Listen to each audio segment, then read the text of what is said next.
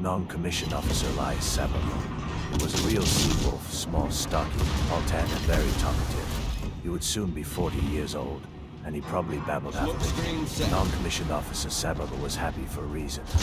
His wife and 6 children were waiting for him in Cartagena. But he had never seen the 6th one. The baby was born while we were stuck in Mobile. Until dawn, everything went completely smoothly. In just an hour, I got used to being on the ship again. The distant lights of Mobile were lost in the haze that heralded a calm day, and the sun was rising in the east. Now I felt not anxious, but tired. I didn't sleep all night, and I was thirsty, and I didn't even want to think about whiskey. At 6 o'clock in the morning, we left the harbor. After this, the command sounded all clear. The watchmen are in their places. Having heard the order, I immediately went to bed, below, under my bunk. Louis Rendifo sat rubbing his eyes, trying to wake up. "Where are we now?" he asked. I said that we had just left the port. Then he climbed up to the bed and tried to sleep. Louis Rendifo was a true sailor. He was born in Choco, far from the sea, but love for him was in Louis' blood. When the Caldas went into repairs in Mobile, Louis Rendifo was not yet on the team. He took a weapons course in Washington. Louis was serious, very diligent, and spoke English as well as Spanish. On March 15, he graduated as a civil engineer. There, in Washington, he married a Dominican woman in 1952. When the destroyer Caldas was repaired, Louis Rendifo came from Washington to Mobile and took a job on the ship. A few days before sailing, he told me that when he returned home, the first thing he would try to do was bring his wife to Cartagena. Since Louis Rendifo had not swum for a long time, I was sure that he would get seasick. That first morning, while getting dressed, he asked me, "Well, aren't you throwing up yet?" I answered no. Then Rendifo said, "In a couple of hours you'll be lying around with your tongue hanging out." "It's not me, it's you." I objected, and he retorted, "The sea would rather turn me inside out than me." Lying on the bed and trying to take a nap, I again remembered the storm, and the fears that tormented me the day before came to life again. Worry again, I turned to the already dressed Louis Rendifo and said, "Look, y'all still jinx it." Chapter 2: My last moments on board the Beast. Not a ship, we are already in the bay. One of my comrades told me on February 26, when I was getting ready for breakfast. The day before I was a little worried. What kind of weather awaits us in the bay?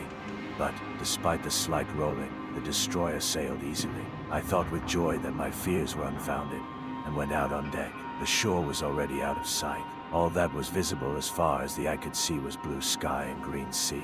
There was peace and quiet all around. However, on the forecastle sat a pale and haggard Miguel Ortega, suffering from seasickness. It started a long time ago, when the lights of Mobile were still looming in the distance, and for a whole day Sergeant Miguel Ortega could not stand on his feet, although swimming was nothing new to him. He served in Korea, on the frigate Admiral Padilla, sailed a lot and got used to the sea, and yet, despite the calm in the bay, he felt very bad. It seemed that Miguel was about to give up the ghost. His stomach did not accept any food, and we, his watchmates, sat him in the stern or on the deck, where he sat all the time until it was time to return to the forecastle. There he lay down on his stomach and lay with his face turned towards the passage between the bunks, waiting for the next attack of vomiting. I think it was Ramon Herrera who told me on the evening of the 26th that we will have a hard time in the Caribbean. According to our calculations, we were supposed to leave the Gulf of Mexico after midnight. Standing on watch at the torpedo tubes, I was looking forward to returning to Cartagena. After joining the Navy, I became interested in studying star charts, and from that night, when the Caldas calmly sailed across the Caribbean Sea, he began to find special pleasure in contemplating the stars. Perhaps an old sailor, who has sailed all the oceans in the world, is able to determine, just by the manner of movement of the ship, what sea he is currently in. My experience in the Caribbean, where I received my first naval baptism, told me that we were already there. I looked at my watch. It was 2:30 in the morning, 2 hours and 31 minutes, February 27th. Even if the ship wasn't rocking so much, I would still have guessed that we were in the Caribbean Sea, and the ship was rocking, and I, who had never suffered from seasickness, suddenly felt uneasy. I had a strange feeling, and I don't know why I suddenly remembered Petty Officer Miguel Ortega, who was lying on a bunk in the hold vomiting. At 6 o'clock in the morning, the destroyer was floating on the waves like a shell. Louis Rendifo did not sleep. "Well, fat one, aren't you seasick yet?" he asked me. "No," I answered automatically. but I shared my fears with him. And Rendifo, who, as I already said, was an engineer, studied diligently all his life and was well-versed in maritime affairs, listed to me the reasons why nothing bad could happen to a Calders he carried. This is a beast, not a ship, and he recalled that during the war it was in these waters that a Colombian destroyer sank a German submarine. This is a reliable ship, and, lying sleepless, unable to get rid of the rocking motions on the ship, I was invigorated, remembering his words. However, the wind was blowing more and more strongly from the left, and I imagined the Calders from the side a pitiful little boat in a menacing, heaving sea. At that moment, the riot on Kane suddenly came to my mind, but although the weather did not improve during the day, the sailing proceeded normally. While on watch, I thought about my imminent return to Cartagena and made plans for the future. I will correspond with Mary. I plan to write to her twice a week, because it never seemed like a burdensome duty to me. After joining the Navy, I wrote home every week, and to friends who lived with me in the same area, I often composed long messages, so there will be something to write about to Mary.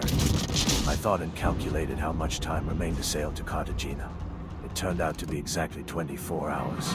This was my penultimate watch. Ramon Herrera helped me drag Petty Officer Miguel Ortega to his bunk. He was getting worse and worse since leaving Mogul, that is, for 3 whole days.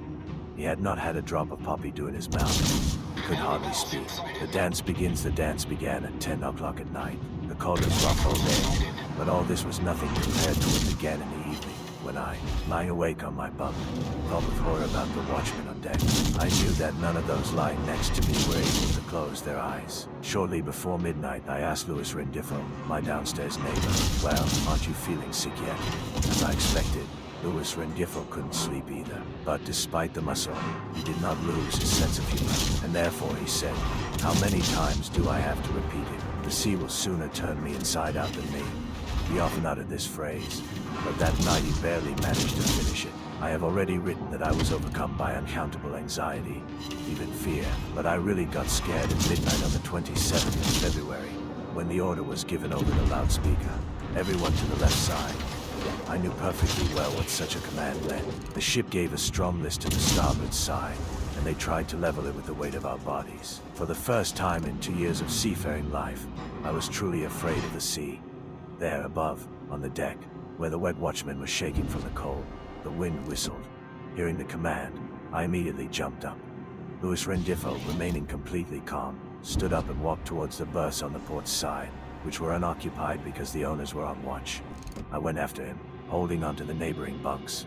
But suddenly I remembered Miguel Ortega. He lay flat. Hearing the command, Miguel tried to get up, but collapsed back in exhaustion, simply dying from an attack of seasickness. I helped him up and dragged the poor fellow to the berth on the port side. He told me in a lifeless, dull voice that he felt very bad. "We will try to get you off duty. You can consider this black humor. But if Miguel Ortega had remained to die in his bed, at the very least, he would still be alive now."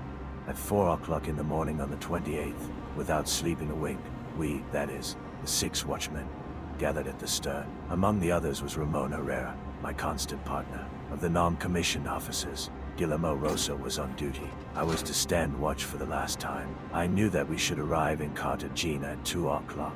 Having passed my watch, I was going to immediately go to bed so that I could have some fun in the evening, returning to my home after an 8-month absence. At 5:30 in the morning, I went with the cabin boy to inspect the bottom of the ship.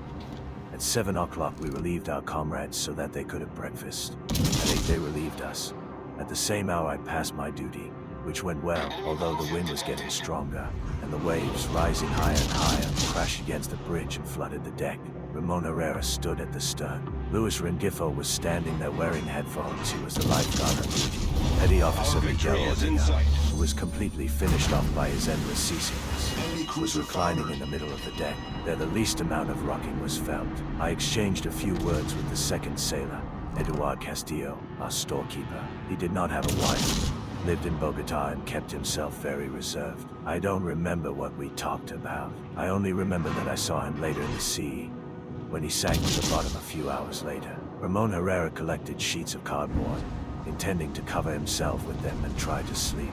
With such pitching, it was impossible to be in the hold. The waves, growing higher and stronger, crashed onto the deck. Having tied ourselves tightly so that we would not be washed away by the wave, Ramon Herrera and I lay down between refrigerators, washing machines and stoves, well secured at the stern. Lying on my back, I looked at the sky. In this position I felt calm and had no doubt that in just a couple of hours we would find ourselves in Cartagena Bay. There was no thunderstorm. The day turned out to be completely clear. Visibility was complete, and the sky was blue and bottomless. Even my boots didn't pinch me anymore, because when I passed my watch, I took them off and put on boots with rubber soles. A minute of silence. Louis Rendifo asked me what time it was. It was 11:30, an hour ago. The ship began to tilt, almost falling onto the left side. The same order was heard from the loudspeakers as at night, everyone get on board. Ramon Herrera and I did not move, because that was where we were. Before I had time to think about Petty Officer Miguel Ortega, whom I had just seen on the starboard side.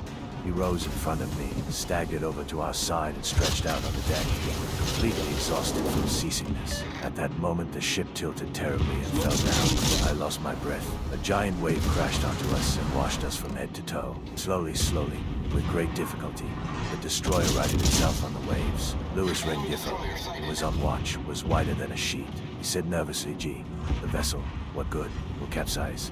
It was the first time I saw Louis Rendifo get nervous. Ramon Herrera, soaked to the skin, lay next to me, was thoughtfully silent. There was deep silence. Then Ramon Herrera said, "If they order to cut the ropes and throw the cargo overboard, I will be the first to rush to carry out the order." It was 10 minutes to 12. I also thought that the command to cut the ropes was about to come, as they say. Dump the ballast, if the order was given. Radios. Refrigerators and stoves would immediately go into the water. It occurred to me that then we would have to climb back into the cockpit, because by throwing off the refrigerators and stoves, we would lose reliable shelter. Without them, the ship continued to fight the waves, but each time it tilted more and more. Ramon Herrera rolled out a tarpaulin and covered himself with it. A new wave, even more powerful than the previous one, rushed at us, but we had already ducked under the canopy. Waiting out the wave, I covered my head with my hands. Finally the wave passed, and after another half a minute the loudspeakers began to wheeze. Now they'll order the cargo to be dropped.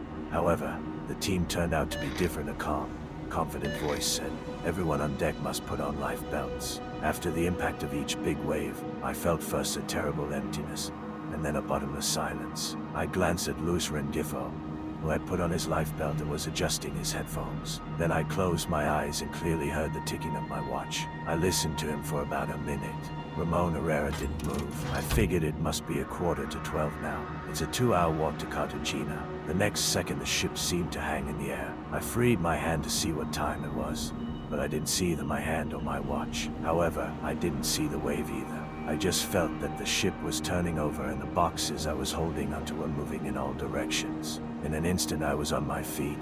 The water was up to my neck. I saw a green Louis Rendifo, who silently, with his eyes bulging, tried to get out of the water. He held the headphones in his outstretched hand. Then a wave covered him headlong, and I swam upward. Trying to emerge, I swam for 1, 2, 3 seconds. I swam. I didn't have enough air. I was out of breath. Swimming to the surface, I saw only the sea. A moment later, about 100 meters from me, a ship emerged from the waves, from which water flowed in streams, like from a submarine. Only then did I finally realize that I had been thrown overboard. Chapter 3. 4 of my comrades are drowning before my eyes. At first it seemed to me that I was alone in the water. Staying afloat, I saw that a new wave hit the destroyer, which was about 200 meters from me, and it flew into the abyss and disappeared from sight. I decided that he had drowned, and then, as if confirming my thoughts, countless boxes of goods fluttered around, which were loaded onto the destroyer immobile. I floundered among boxes of clothes, radios, refrigerators, and various household utensils, among boxes that surface here and there, driven by the waves. At that moment I still didn't understand well what was happening. Before I could recover from the shock, I grabbed one of the boxes and stared blankly at the sea. The day was completely cloudless. Only the sea, which was strongly heaved by the wind and the boxes swaying on the waves, suggested a catastrophe. Suddenly, screams were heard nearby, and the sharp whistle of the wind, the voice of Julio Amador Caraballo, the tall, stately second boatswain, was clearly distinguished, shouting to someone, grab me by the belt." And then I seemed to wake up from a deep, albeit momentary, sleep. It dawned on me that I was not alone at sea. Just a few meters away, my comrades were calling to each other. I feverishly began to figure out what to do. I couldn't swim anywhere. I knew that we were almost 200 miles from Cartagena, but I lost my bearings. However, I did not feel fear. For a moment it seemed to me that until we were rescued, I could stay on the water by grabbing onto the boxes. I found comfort in the thought that others were in the same position as me. And that's when I saw the raft. Or rather, two identical rafts located about 7 meters from each other.